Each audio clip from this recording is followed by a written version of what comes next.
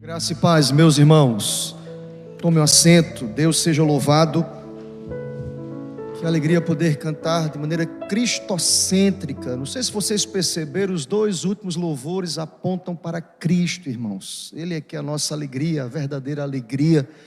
Que bom poder cantar Cristo, poder apontar Cristo, poder exaltar o nome de Cristo.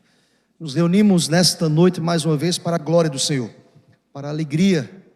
Nosso coração também, o Senhor proporciona a todos nós a alegria, a satisfação deste ajuntamento, que é muito mais do que um ajuntamento solene, um ajuntamento de louvor, de adoração ao Senhor.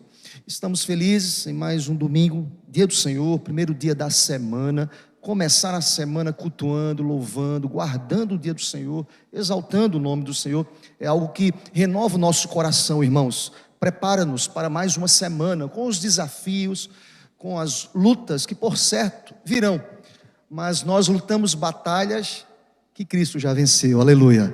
Em Cristo nós somos mais do que vencedores, irmãos. Isso traz ao coração da gente uma alegria, uma satisfação. O coração descansa em Cristo Jesus. Dizíamos pela manhã quantas pessoas ausentes nesse feriadão, algumas estão ali na consciência cristã, estudando a palavra, se aprofundando mais no estudo teológico, bíblico, uma oportunidade belíssima e abençoada. Eu vou repetir o que disse pela manhã. Eu não sei quantos já tiveram a experiência de participar da consciência cristã. Pastor, nunca fui. Eu quero lhe dizer, vá, querido, se programe, participe. É um tempo tão precioso, tão abençoado, de crescimento, investimento espiritual na vida da família. Tá certo? Você já pensou? Você passar quinta, quem tem condições de ir desde a quinta passada, né? Quinta, sexta, sábado, domingo, segunda e terça, com 2 palestras de manhã, 2 palestras à noite, 2 palestras no período da tarde, com homens de Deus, e um tempo precioso, tudo 0,800, meu irmão. O investimento que você vai fazer é o transporte e a hospedagem, e a alimentação, é lógico, né, irmãos? Quem sabe você vai passar esses dias jejuando lá. Então, se for jejuar, amém, vai sair mais cheio de Deus em nome do Senhor. Mas basicamente isso, e é uma oportunidade. Eu dizia para alguém, acho que ontem, comentando, eu disse, olha, você imaginou 12 mil pessoas sentadas no espaço, em um só espaço, em cada reunião, ouvindo a ministração da palavra. Irmãos, é uma experiência de comunhão também, conhecer novos irmãos, enfim. É um tempo precioso e oremos para que esses irmãos retornem na quarta-feira debaixo da graça do Senhor. Outros estão descansando também, legítimo descanso, que eles descansem, possam renovar as forças para mais um ano, que Deus os abençoe em nome de Jesus. Verdade é que nós como cristãos, nós temos a verdadeira alegria, irmãos. Nós não procuramos outros caminhos, a palavra nos alegra, o texto nos alegra, Cristo nos alegra, a comunhão nos alegra, a igreja nos alegra, a comunhão dos santos traz ao coração da gente uma alegria maravilhosa e renovadora a todos nós de maneira preciosa. Eu quero pensar sobre isso hoje à noite, eu quero pensar sobre a verdadeira alegria. Há um contraste social absurdo, porque vocês sabem hoje, desde sábado, quem sabe, desde ontem, quantas pessoas mergulhadas aí em uma alegria efêmera, passageira, circunstancial, sazonal, pontual. Quantas pessoas que economizam o ano todo para investir esse dinheiro aí nesses dias chamados aí de carnaval, festa da carne. Ali é uma alegria temporária, passageira.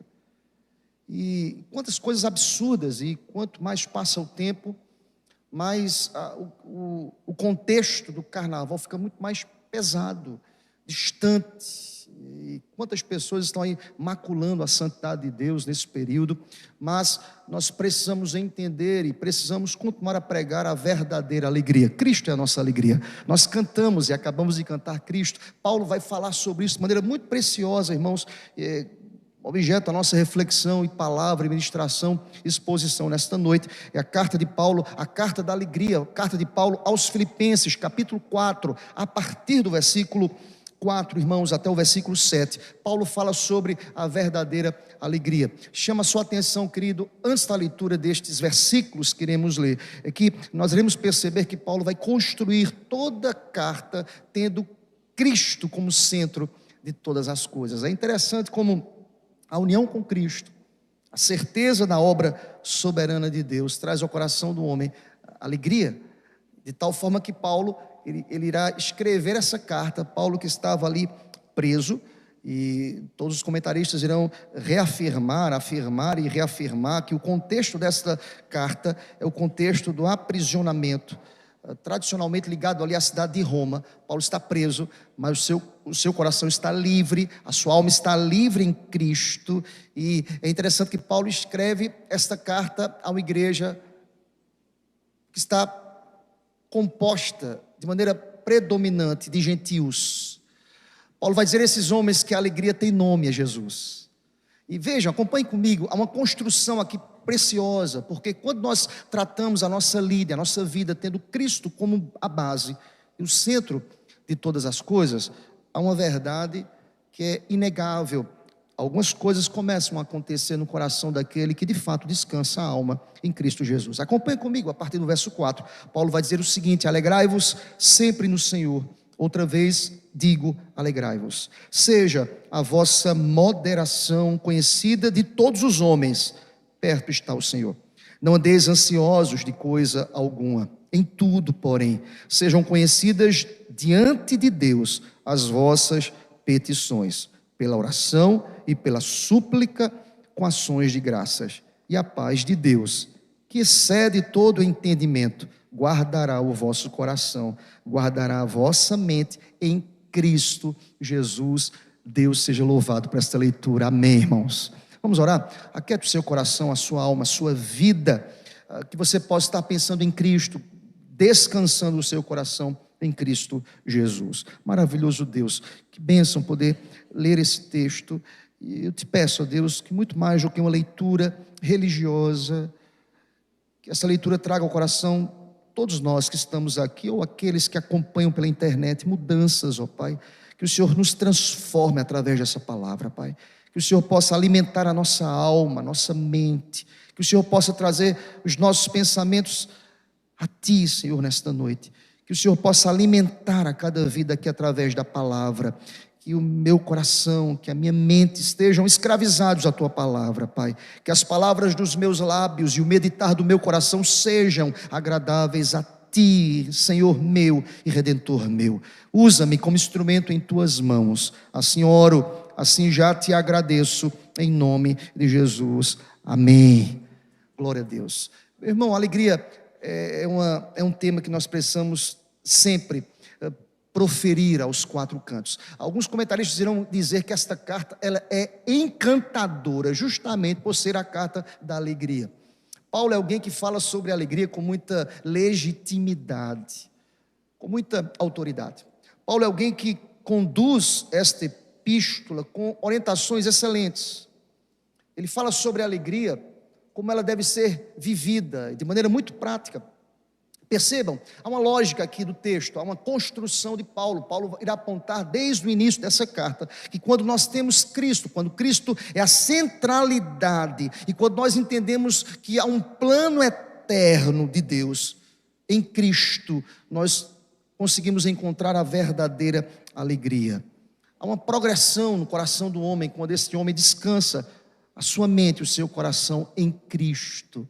Nós nos deparamos aqui com esta carta, irmãos, com esta epístola maravilhosa, com esse texto em que Paulo preso, ele escreve, ele tem a intenção de alimentar os seus patrícios, os seus irmãos, ele tem a intenção de alimentar, Paulo era o apóstolo dos gentios, ele tem a intenção de ministrar aos corações, há uma alegria que ninguém pode nos privar, nenhuma circunstância pode privar o coração de um crente de ser efetivamente e verdadeiramente feliz. A felicidade aqui traz ao nosso coração a certeza de um contentamento que é cristão, que é bíblico, que é teológico, que encontra nas páginas da Escritura uma vertente que traz ao coração do homem impulsos espirituais, apesar dos reveses da vida, apesar das dificuldades, apesar das lutas que nós enfrentamos. Paulo, de maneira muito contundente, ele traz aqui esse texto, que é um texto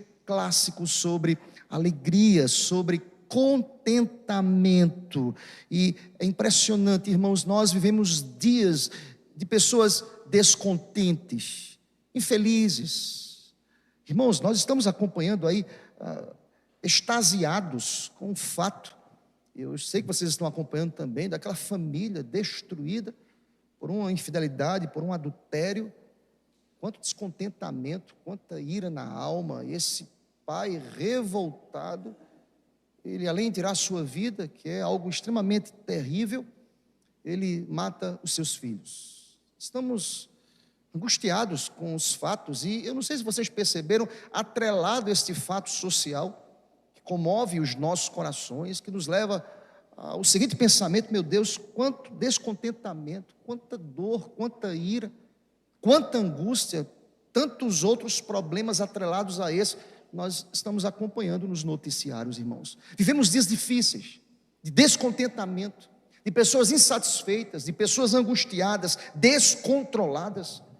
Paulo vem na contramão com um texto que fala sobre felicidade, que fala sobre alegria, que nos aponta o verdadeiro comportamento daquele que lança sobre Cristo, que é o centro de todas as coisas. Note bem, faço questão de frisar, quando a minha mente ela é cativada a um plano eterno, tendo Cristo como centro, o meu coração consegue descansar, eu consigo aquietar o meu coração, eu consigo lançar sobre o Senhor expectativas, não sobre homens, não sobre nós mesmos, iremos nos frustrar, não sobre a nossa capacidade, iremos nos frustrar, não sobre a religiosidade, iremos nos frustrar, não sobre uma denominação, iremos nos frustrar, não sobre um líder, iremos nos frustrar, irmãos, mas é sobre Cristo, é a respeito dele que eu estou aqui, e é sobre ele a razão pela qual nós nos reunimos nesta noite em nome do Senhor.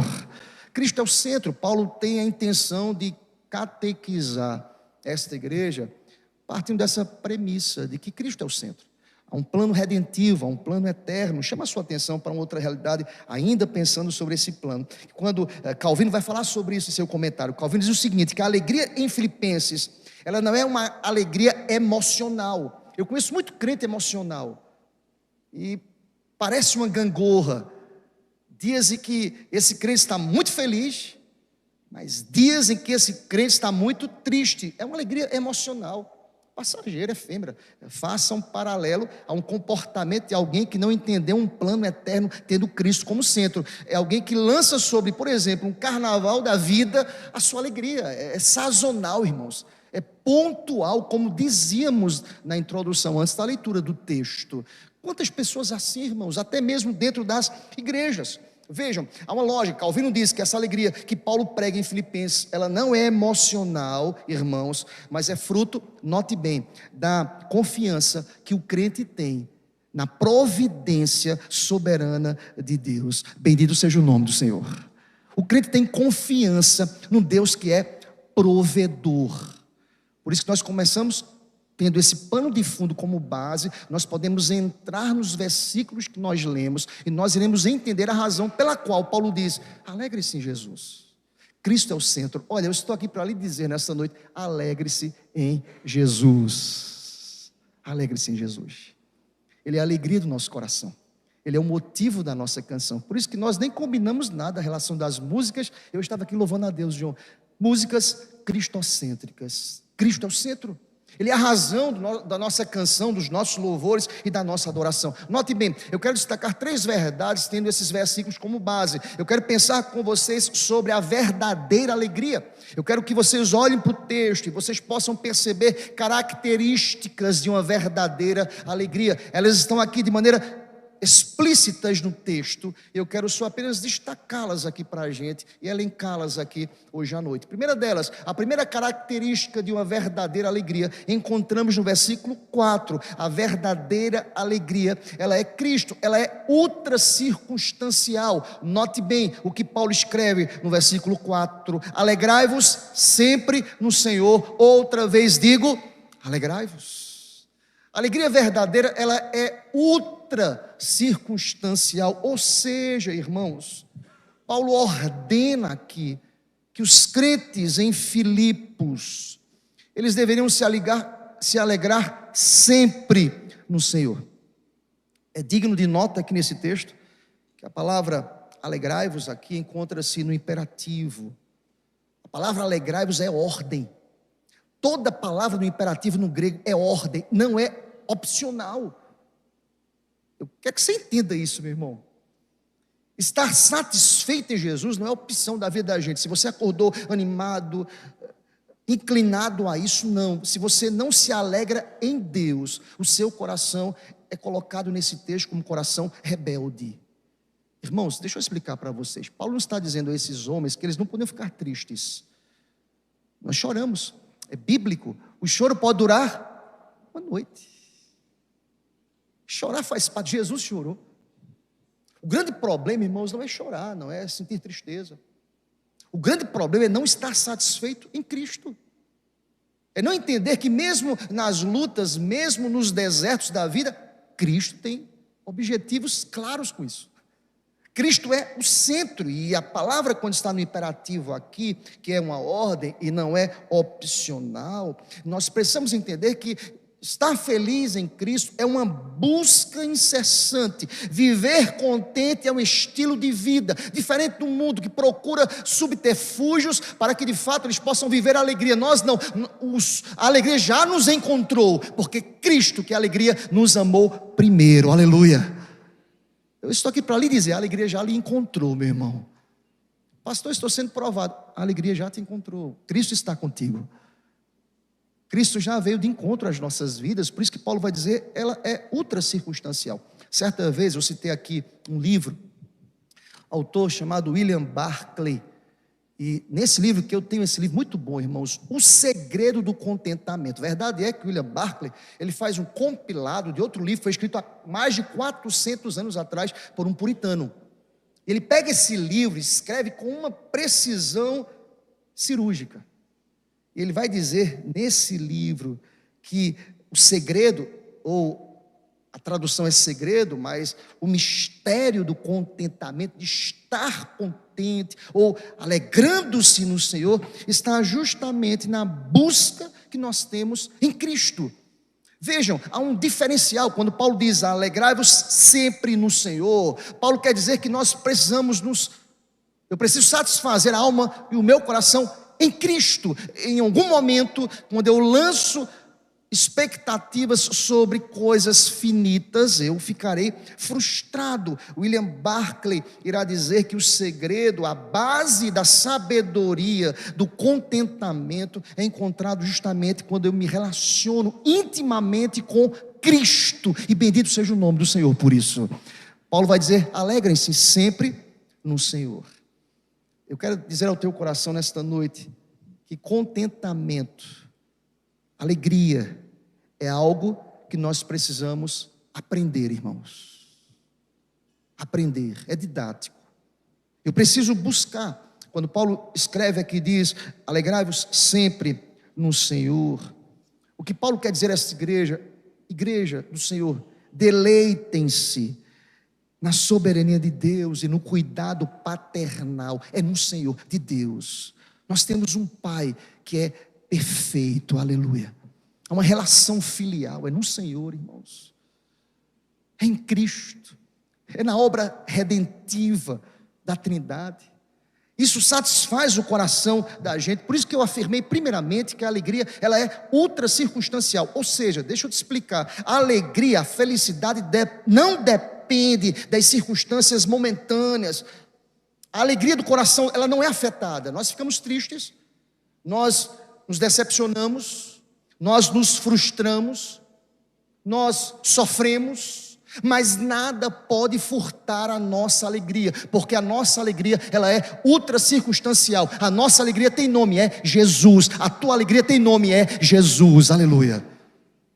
Vez por outro, encontro pessoas frustradas na caminhada pastoral. Frustrada com o marido, frustrada com a esposa, frustrada com os filhos, frustrada com a igreja. Mas quando eu penso que a nossa alegria é o Senhor, eu quero que você entenda, faça um exercício mental. Se a minha alegria é Cristo, a minha alegria está intimamente, totalmente relacionada à minha relação de fé. Você entende isso, meu irmão? Amém? De fé. É muito mais do que as circunstâncias. Todas essas outras realidades haverão de acontecer, irmãos. Nos frustramos. Nos frustramos. É comum a vida.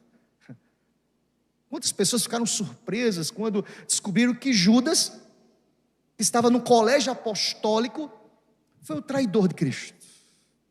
Quantas pessoas ficaram frustradas? Vejam, note bem. Por isso que a base da nossa alegria, o alicerce da nossa alegria, é no entendimento de Cristo. A minha mente precisa estar cativa a Cristo. Isso me faz lembrar, por exemplo, um profeta menor chamado Abacuque, quando lá no seu capítulo 3, que tinha consciência de que a sua alegria era ultra circunstancial, não estava ligado às circunstâncias, ele escreve a partir do capítulo 3, a partir do versículo 17, ainda que a figueira não floresça, nem haja fruto na vide, o produto da oliveira minta, e os campos não produzam mantimento, as ovelhas elas sejam até arrebatadas do aprisco, e nos currais não haja gado. Todavia, eu me alegro no Senhor, no Deus da minha salvação. O Senhor Deus é a minha fortaleza, e faz os meus pés como os da corça, e me faz andar altaneiramente. Louvado seja o nome do Senhor. Quero dizer para você nesta noite, a tua alegria tem nome, é Jesus. Ela é ultra circunstancial. Quem sabe você entrou aqui hoje à noite extremamente angustiado por alguma demanda, alguma razão, e o Senhor nos diz nesta noite: alegrem-se e alegrai-vos sempre no Senhor. Sabe o que Paulo quer dizer a esses homens, leitores primários do texto aqui, que recepcionam esta carta de um homem que estava preso? Paulo quis dizer a esses homens a seguinte mensagem: as circunstâncias, irmãos, elas não podem mudar, elas podem até mudar, mas o Senhor nunca muda. Por isso, alegrai-vos sempre no Senhor. Aleluia. Nós até mudamos, irmãos. As circunstâncias, por vezes, transformam-nos. Às vezes você está animado por causa de uma resposta boa. Às vezes triste, nós ficamos assim. E nós ficamos tristes por causa de alguma notícia que nós não esperávamos. Sabe o que Paulo estava escrevendo essa carta? Deixa eu explicar para vocês. Paulo estava numa prisão, com seus pés acorrentados, impedido de ver os irmãos, impedido de viajar. E mesmo assim ele diz: alegrem-se no Senhor. Aleluia. A primeira verdade que quero deixar no teu coração nesta noite, querido: alegre-se em Cristo. John Piper diz que Deus é mais glorificado em nós. Eu já disse essa frase várias vezes aqui. Quando estamos mais satisfeitos em Cristo, nele. Alegre-se no Senhor. Primeira verdade, primeira característica da verdadeira alegria é que é uma alegria ultra circunstancial. Mas vejam, se é uma alegria ultra circunstancial e é em Cristo, ela é uma alegria equilibrada, moderada, ponderada. Deixa eu explicar para vocês isso, irmãos. Olha o verso 5 comigo. Segunda verdade é que a verdadeira alegria, ela é moderada. Não é alegria louca. Desculpa a expressão, doida. É uma alegria moderada. Porque veja o que o texto diz no verso 5: seja a vossa moderação. Há uma lógica aqui, irmãos. Seja a vossa alegria, a sua moderação, o seu comportamento, a sua reação, a sua postura seja moderada, conhecida de todos os homens. Perto está o Senhor do equilíbrio, da moderação, da sensatez. A alegria do mundo é insensata, irmãos. É insensata, não é uma alegria que pondera as situações, é uma alegria insensata. A alegria com Cristo é uma alegria equilibrada, tanto que Paulo vai ordenar: seja a vossa moderação conhecida, moderada e conhecida de todos os homens. A palavra moderada aqui, na nova versão internacional, NVI, nós encontramos a palavra amabilidade. Ele traz e apresenta como um contraponto de um espírito egocêntrico. Mas a nossa alegria, ela é equilibrada, moderada. Isso tem que ser conhecido das pessoas. Eu conheço muitas pessoas desequilibradas, que no momento da euforia, do êxtase da alegria, faz muitas besteiras. Vocês conhecem gente assim? Na hora da alegria, paga para todo mundo. Na hora do êxtase, é a melhor pessoa do mundo. Depois que dormiu, acordou, fez: meu Deus do céu, o que foi que eu fiz? Vocês entendem isso? Em Cristo há equilíbrio, a moderação, a conduta respeitosa, ponderada, sábia, prudente. A nossa alegria tem nome, é moderada, se chama Cristo Jesus. Aleluia. Amém, meu irmão? A segunda verdade está clara no texto, é que a verdadeira alegria, ela é moderada. É verdade que conheço muitas pessoas que aparentemente são felizes, aparentemente estão sorrindo, estão ali sorrindo, há um senso até de humor, há um sorriso estampado. Ninguém coloca foto no Instagram chorando, irmãos, é difícil, né? Acontece, até porque alguém já falou que o Instagram virou um divã psicológico. Quando está tudo bem, coloca coisas boas. Quando é abandonado, dá recado pelo Instagram. O Instagram virou um divã, irmãos. Uma coisa assim absurda. Mas Deus olha para o coração da gente. Deus conhece a nossa alma. Por isso que Paulo vai dizer: olha, perto está o Senhor. Daquele que tem uma alegria moderada pelo Senhor, dirigida pelo Senhor. Isso é conhecido dos homens. Seja conhecido por sua moderação. O cerne aqui do ponto 2, irmãos, é que essa moderação tem que ser conhecida. A igreja tem que ser conhecida como uma igreja de equilíbrio, não de extremos. Você entende isso, amém, meu irmão? Equilíbrio. Tem muita gente extremista que acaba afastando as pessoas. Sabe o que é isso? Vou explicar para vocês teologicamente. O que Paulo quer tratar aqui é sobre o pecado do eu, do egocentrismo, da vaidade. A alegria, ela não é egocêntrica. A alegria é a amabilidade na NVI. Lembram? É uma alegria que reparte, que divide, que agrega, que ama, que chama para perto. Sabe o que Paulo está tratando aqui? O pecado do egocentrismo, do eu. O eu é muito traiçoeiro, escraviza, é ilusório. Tem muita gente que esbanja aí, por isso que é uma alegria extremamente, permitam-me, extremista, a redundância. Que esbanja, que isso não é alegria, irmãos. Isso é êxtase. A alegria agrega. Veja, A.W. Tozer, que é um escritor muito conceituado, ele vai dizer o seguinte, que especificamente os pecados do eu são de autojustiça, autopiedade, autoconfiança, autossuficiência, autoadmiração, amor próprio e uma multidão de outros parecidos. E esses pecados habitam profundamente em nós e faz parte da nossa natureza que é caída. Olha a cristocentricidade no texto de Paulo. Se alegre em Cristo, porque se vocês estiverem alegres em Cristo, o eu vai ser mortificado, a ganância vai ser mortificada, o egocentrismo vai ser mortificado. Cristo vai aparecer. Cristo é moderado, Cristo traz moderação, Cristo traz equilíbrio a todo e qualquer comportamento humano, porque quando Cristo domina a mente do homem, o homem externa esta moderação, o homem externa equilíbrio, porque ele é conduzido não pela embriaguez, não vos embriagueis com vinho, no qual há dissolução, mas enchei-vos do Espírito Santo. O homem agora é conduzido pelo Espírito Santo, moderado, equilibrado. Há claramente, especificamente aqui, a ideia do fruto do Espírito. Ele tem domínio próprio, ele é regido pela alegria que lhe conduz com sensatez e equilíbrio. Você entendeu isso, meu irmão? Amém? Seja alegria moderada, meu querido. Seja sábio, seja prudente. E eu quero que você entenda, Paulo está tratando sobre essa alegria que é de êxtase, que aponta para si mesmo. E Paulo vai dizer, a verdadeira alegria, ela é controlada pelo Espírito Santo, ela é moderada. Olha o fruto disso, de alguém que é conduzido pelo Espírito. O verso 5 diz, perto está o Senhor. Perto está o Senhor. Deixa eu explicar para vocês, como é que alguém que está em êxtase aí no mundo, o Senhor não está perto? Porque Deus não é glorificado quando a alegria não honra o seu nome. Pelo contrário, Ele não está perto dessa pessoa. Pelo contrário, irmãos. Mas um coração dirigido pelo Espírito Santo de Deus, pela alegria moderada, centrada, madura.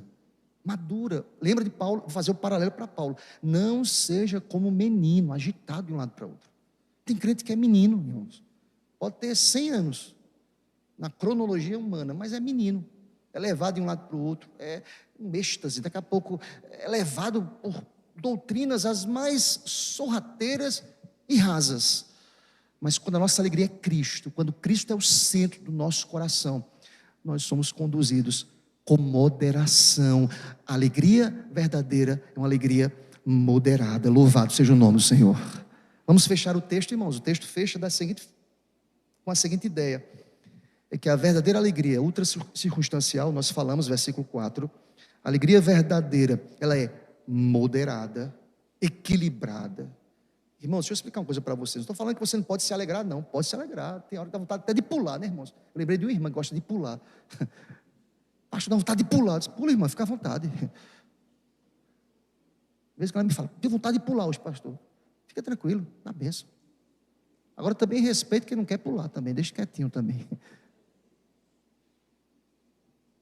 Não estou falando que você não pode se alegrar, irmão. Estou dizendo para você que uma alegria equilibrada é uma alegria que agrega, que ama, que traz para perto. Uma alegria que afasta, que é soberba. Olha como termina essa alegria que é moderada em Cristo. Vocês vão entender agora, Paulo foi perfeito aqui, irmãos.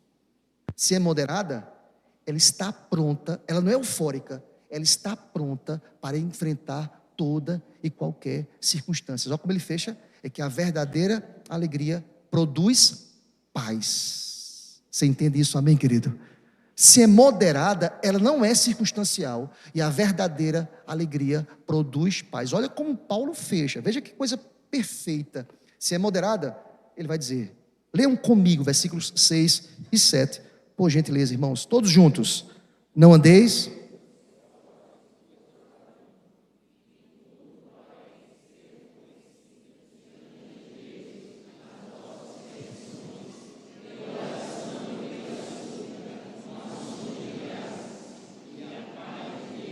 que excede a todo entendimento, guardará o vosso coração. Sabe o que é isso? Alegria moderada. Eu quero que você entenda essa palavra de Deus para o teu coração hoje à noite. Não é eufórica, é moderada. Veja, o texto irá dizer para a gente, não andeis ansiosos. Veja, há uma ordem aqui clara. Não andem ansiosos.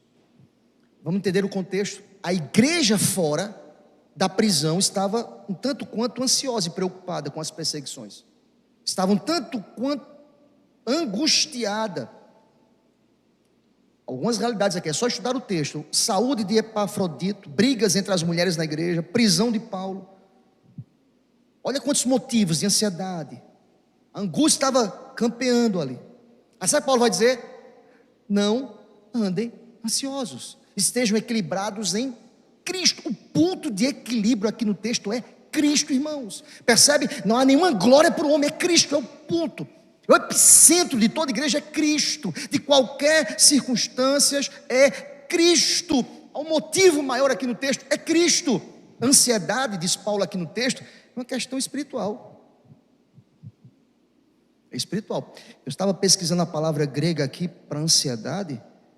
E o sentido literal da palavra ansiedade, aqui nesse texto, irmãos, tem um sentido de ser rasgado no meio devido às forças que te puxam. Deixa eu explicar para vocês.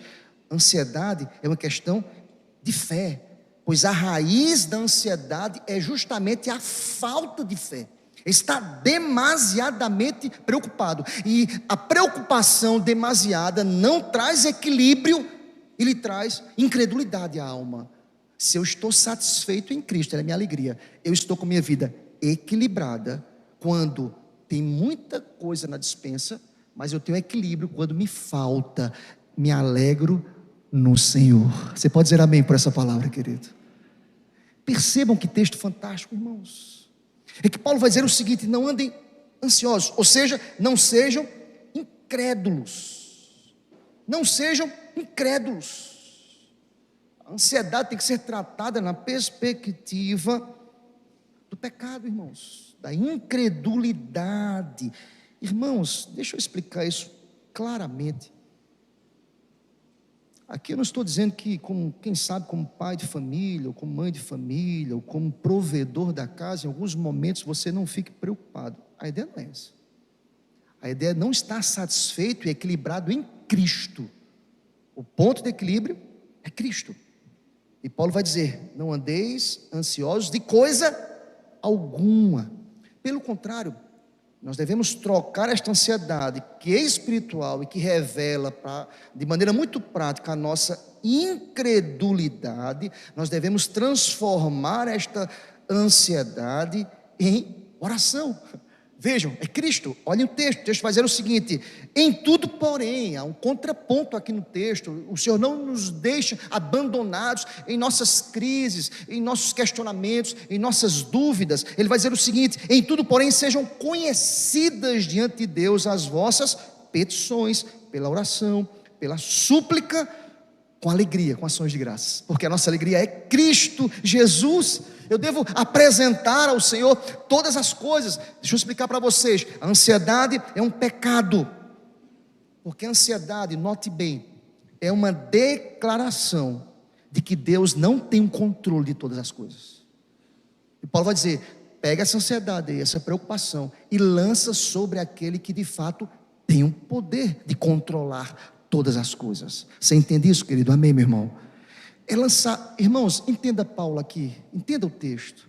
O texto não nos diz que nós não iremos entrar em colisão mental em algum momento. Ele vai dizer o seguinte: ore.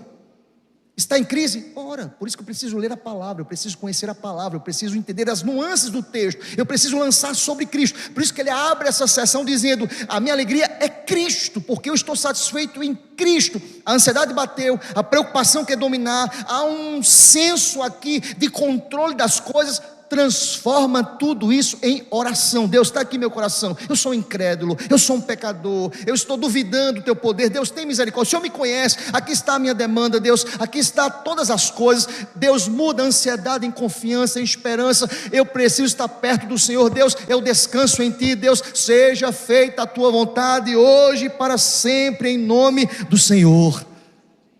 Paulo vai dizer: transforma isso em oração, já que ansiedade é incredulidade, é falta de fé. Oração é o oposto. Oração é demonstração de fé. Deus, eu não sei como fazer, eu não sei o que fazer, transforma, mas eu oro. Eu apresento as minhas demandas diante daquele que sabe o que fazer. Deus está assentado no trono, reinando sobre tudo e sobre todos. Bendito seja o nome do Senhor. E veja que benefício maravilhoso para a gente fechar aqui. Quem faz isso e transforma a ansiedade em oração, olha a promessa de Deus para o coração. Olha o ansioso, o que ele faz? Sabe o que ele vai fazer? Ele vai ter paz. Que bom ter paz no coração. Irmãos, Paulo está escrevendo para a gente que estava solta, não na prisão em Roma, mas ansiosa, preocupada. O que vai ser da igreja agora? Paz. Orou, tem paz. Orou, Deus transforma o coração. Benefícios espirituais acontecem. O texto diz: é promessa. Se você orou, descansou, lançou sobre ele a paz de Deus, que excede a todo entendimento. Irmãos, quando nós imaginamos que estamos no controle e a resposta que recebemos foi uma resposta adversa, incontrolada pelos nossos pensamentos e pela nossa capacidade, nós percebemos o seguinte: estamos angustiados. Muda isso e transforma em oração. A paz de Deus, que excede, que não é dominada pelo entendimento humano, pelos conceitos humanos, vai guardar o nosso coração, porque eu estou alegre em Cristo Jesus. Bendito seja o nome do Senhor para sempre, amém. A consequência da oração, irmãos, é a paz apropriada, é o fundamento, é a graça de Deus, é presente de Deus. Paulo aqui faz a alusão, irmãos, a esta paz, nesta carta e em tantas outras cartas. Se você olhar e fizer um estudo do livro, a carta abre falando sobre graça e paz a vós outros. É a paz, é a graça, é o favor, é a bondade de Deus, é Ele que conserva em perfeita paz o coração que está firme nele, o coração que confia nele. Se você perceber isso, Paulo está replicando aqui, por exemplo, mensagens e palavras do profeta Isaías, no capítulo 26, versículo 3. A paz de Deus conserva o coração que está firme, confiante em Deus. Por isso que a nossa alegria tem que ser no Senhor. É dom de Deus, é bênção de Deus, é favor de Deus. Essa paz sobrepuja até o nosso entendimento. Quantos momentos da minha vida, com todo o estudo que eu tenho da palavra, em algum momento eu fiquei, Deus, eu me sinto tão pequeno diante do fato, eu não sei o que fazer, eu não sei como resolver. Deus, ajuda-me, socorre-me. Aí eu oro ao Senhor, digo, Deus, eu sou tão pequeno, tão finito, tão limitado, tudo aquilo que eu conheço do Senhor é tão pouco diante do fato. Agora ajuda-me, Senhor Deus, transforma a minha ansiedade em confiança, em fé, em descanso. Sabe o que acontece? A paz que excede ao meu próprio entendimento começa a guardar o meu coração e a minha alma. Bendito seja o nome do Senhor. Essa é a palavra de Deus para a gente hoje à noite. Nós precisamos de Cristo, nós precisamos da graça do Senhor, nós precisamos lançar sobre o Senhor todas as coisas, porque a promessa é que Ele guarda o nosso coração, Ele guarda os nossos pensamentos. Olha, querido irmão, os filipenses aqui estavam acostumados a ver as sentinelas romanas montarem guarda. E Paulo usa exatamente a palavra guarda, para que os homens entendessem ali. Deus é muito mais profundo que esses guardas. Deus guarda muito mais do que esses próprios guardas aqui. A paz de Deus que monta guarda a porta daquilo, ou à frente daquilo que ninguém pode fazer, é do nosso coração e da nossa mente. Sabe o que Deus faz com a gente? Ele não permite que a tortura da angústia tome o coração e nos dá manancial de bênção, a fonte do pensamento, que é o coração. Ele guarda o nosso coração, a nossa vontade, o nosso sentimento. Ele impede que venhamos a agir pelo impulso da nossa incredulidade. Quando nós oramos, Ele agora começa a controlar o coração da gente. Aí nós agimos assim: Deus, eu quero isso, Deus, mas seja feita a Tua vontade agora e sempre, em nome do Senhor. Essa é a palavra de Deus para você nesta noite. Para mim, a verdadeira alegria tem nome, é Jesus. É ultra circunstancial, é moderada, e ela promove paz. Que Deus aplique essa palavra ao meu e ao seu coração, em nome de Jesus. Amém, Senhor.